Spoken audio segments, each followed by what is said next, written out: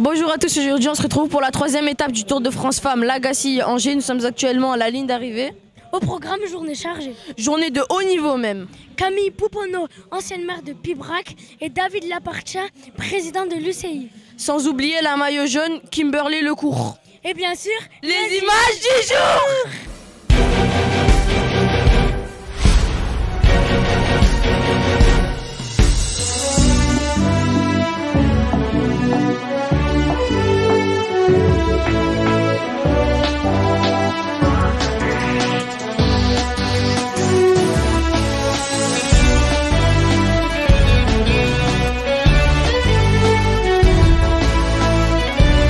Et puis hier, Lionel a eu trop de chance. Ah ouais, pourquoi? Ben, tu vois, celle qui était sur ce podium hier, elle avait le maillot jaune et elle l'a interviewée.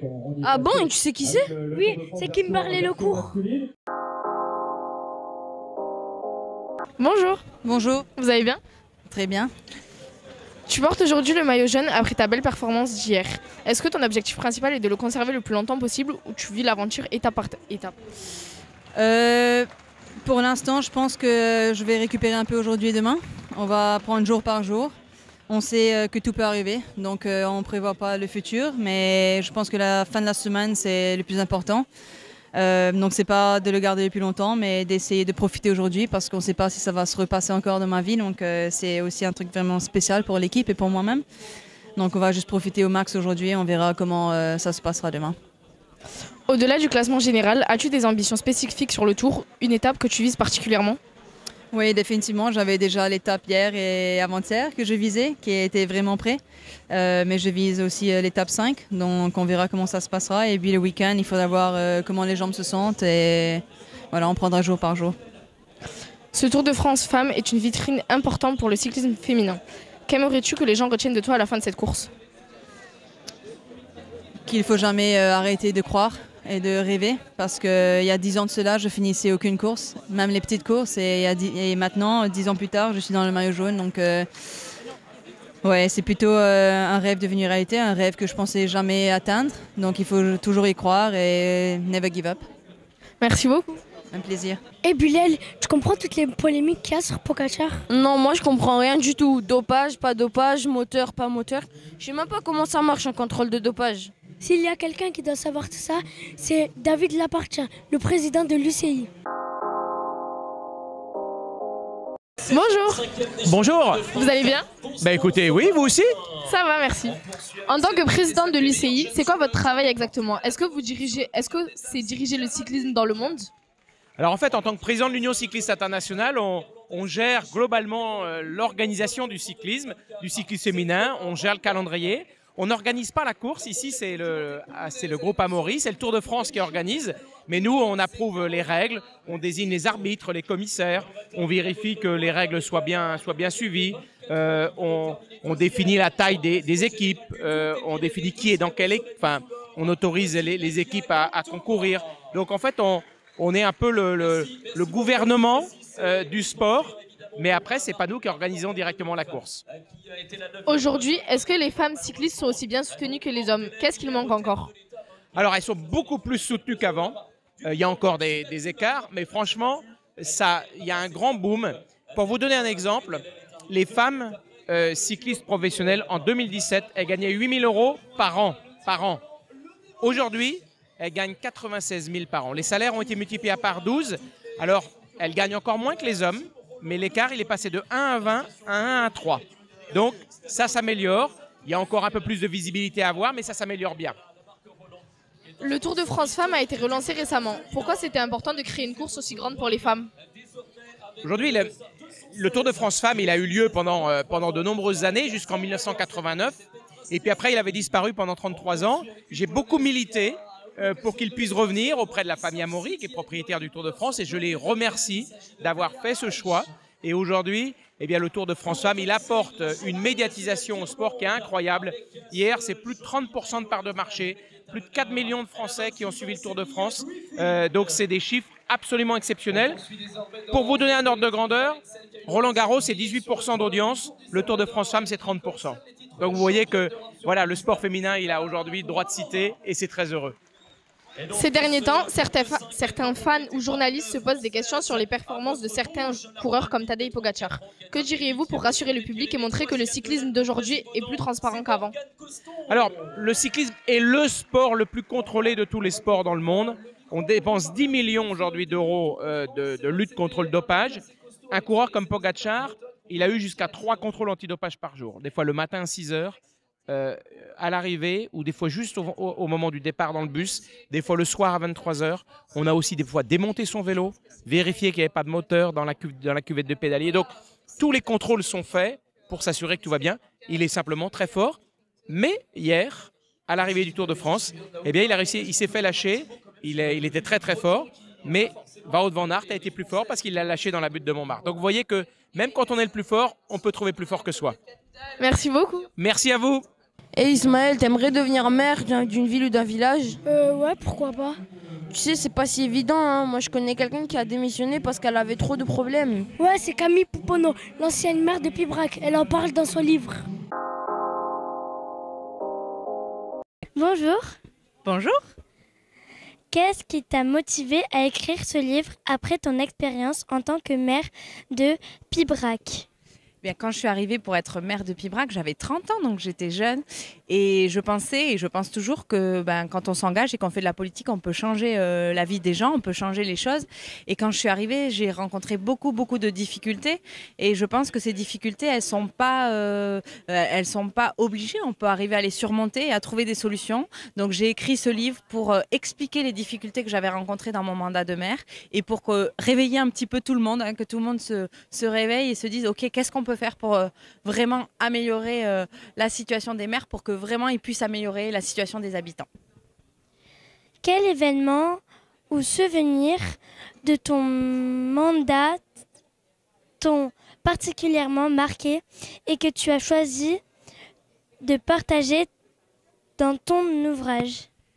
Bien, vous savez, quand on est maire, en fait, on s'occupe des habitants, on vit avec eux au quotidien. C'est nous qui actons les naissances, c'est souvent nous qui allons informer des familles de décès. C'est nous aussi qui sommes là avec les habitants quand ils sont en difficulté, parce qu'ils ne trouvent pas de travail, parce qu'ils ne trouvent pas de logement. Donc ce qui m'a vraiment marqué dans mon mandat de maire, c'est que finalement, on dit que dans notre monde aujourd'hui, les gens ne sont pas gentils, ils s'entendent plus, ils n'ont plus envie d'être ensemble. Et moi, je crois que c'est faux. Je crois qu'on a une capacité à créer du lien, à se reconnaître l'un dans l'autre et à avoir envie de partager des moments forts. Et quand j'étais maire, j'ai vraiment vécu avec les habitants et j'ai pu les aider, on a pu s'entraider. Et quand je suis partie, je me suis rendu compte à quel point on s'aimait, à quel point on avait créé une relation affective très très forte. Et donc ce qui m'a le plus marqué dans mon mandat, c'est tous ces visages et tous ces gens que j'ai rencontrés que j'oublierai jamais. En tant que femme engagée en politique locale, as-tu rencontré des défis spécifiques? Oui, alors je le raconte souvent. Vous savez, moi, dans ma famille, on était 4 filles. Mon papa avait donc 4 filles. Et jamais il nous a éduqués de manière différente de garçons. On n'a jamais senti que finalement, ça, c'était pas pour les petites filles ou ça, c'était pas que pour les garçons. Donc moi, j'ai fait de la politique parce que jamais on m'a dit « Oh là là, la politique, c'est pas pour les filles ». Et puis finalement, donc j'ai grandi, j'ai fait Sciences Po, j'ai fait de la politique, j'ai adoré ça. Et au fur et à mesure que je gagnais des mandats, je me rendais compte que finalement, c'était les gens qui se disaient « Mais pourquoi elle est là? Elle est jeune, c'est une femme, c'est un petit peu bizarre qu'elle soit là. » Parce que normalement, c'est des hommes un peu plus âgés d'un certain âge. Et donc moi, je détonnais un petit peu dans ce paysage. Et du coup, je me suis rendu compte que finalement, quand j'arrivais quelque part, quand j'étais dans une manifestation, on me disait « Oh, vous avez un joli sourire, vous avez une jolie robe. » Mais jamais on me prenait au sérieux pour ce que je racontais sur le fond, parce que moi, j'étais engagée, je suivais mes dossiers. Et donc, je me suis rendu compte que finalement, les femmes, on n'avait pas le droit à l'erreur, on ne devait jamais dire des bêtises parce qu'on regardait que notre apparence et on ne s'intéressait pas à ce qu'on disait vraiment. Et donc, je travaillais beaucoup plus pour surtout pas faire de bêtises parce que sinon, on aurait dit « Voilà, encore une jeune, encore une femme, elle ne sait pas ce qu'elle raconte. » Et donc, voilà, c'est ce que je voudrais dire et ce que j'avais déjà dit à vos collègues. Je pense que les petites filles, elles doivent surtout se dire que rien ne leur est interdit et puis elles ne sont pas obligées de travailler 2 fois plus que les garçons. On est aussi compétentes qu'eux. Tu es sur l'étape La Gazilly-Angers. As-tu une coureuse préférée que tu aimerais voir gagner aujourd'hui? Oui, évidemment Pauline, Pauline Ferrand-Provost, parce que j'ai eu la chance de la voir au JO à Paris l'an dernier, elle avait gagné une magnifique épreuve. Et du coup, j'aurais beaucoup de plaisir maintenant. Elle était sur un VTT quand je l'ai vue. Aujourd'hui, elle est sur un vélo de route. Et je sais qu'elle est partie pour faire des très bons scores et des très bons résultats. Et donc, j'espère qu'aujourd'hui, on va la voir à la tête de l'étape. Quels sont tes projets sur la suite ? Alors pour la suite, écoutez, j'ai envie surtout de profiter des gens que j'aime parce que quand on est élu local, on n'a plus de temps, on fait que travailler. Donc j'ai envie de profiter des gens que j'aime, découvrir cette nouvelle région de Bretagne où j'habite. Et puis évidemment, je continuerai à m'engager parce qu'on a besoin de s'engager pour améliorer la situation de notre pays qui est un petit peu difficile en ce moment. Merci beaucoup, au revoir. Au revoir et merci à tous pour ce que vous faites. On est super heureux de vous voir sur les routes du Tour. Bilal, t'as vu les appareils photos? Elles doivent être trop belles les photos. Ouais, mais pas plus belles que nos images du jour.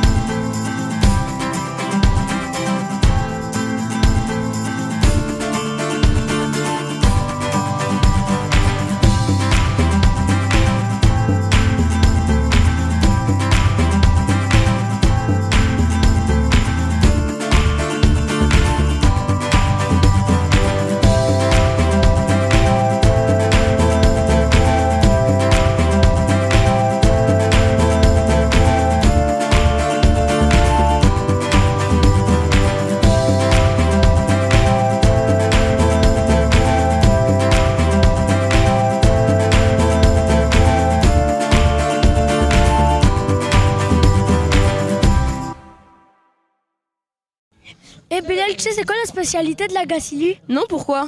C'est la brioche au pain perdu. Ah, en plus, les pitchounes, ils nous en ont préparé une. Ils nous attendent.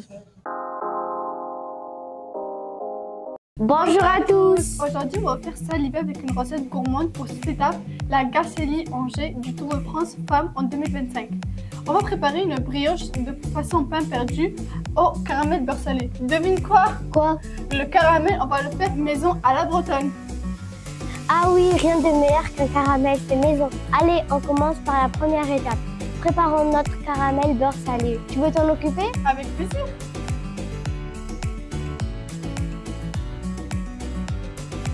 Je commence par couper le beurre et je le mets de côté. Et nous, on s'attaque au sucre. Je chauffe à feu moyen jusqu'à ce que ça devienne bien ambré.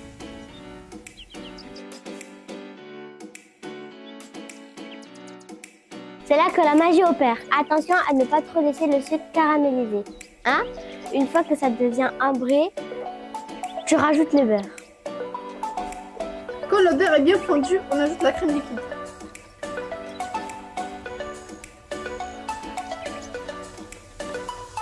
D'accord, passons à la brioche perdue. Dans une saladier, je bats les œufs, le sucre et le lait. Il faut bien mélanger pour que ce soit tout homogène.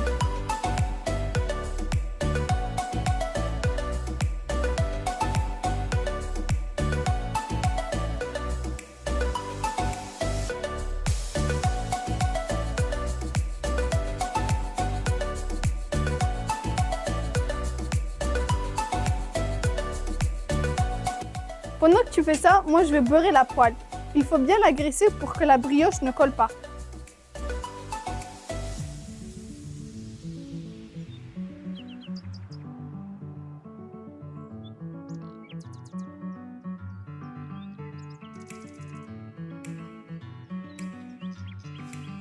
Retrouvez-nous sur nos émissions Détour sur les tours, nos rencontres, nos interviews souvent exceptionnelles. Je ne vous en dis pas plus. Petit résumé, cette troisième étape entre la Gacilly et Angers de ce Tour de France, notre journée en photo sur nos différents réseaux sociaux et notre émission à découvrir sur TV Pitchoun. Et voilà, l'arrosage final. Un généreux caramel au beurre salé maison sur notre tranche de brioche, c'est prêt. Regardez-moi ça, une brioche perdue au caramel beurre salé maison. C'est simple et délicieux à faire et avec tout notre amour pour la cuisine. Bon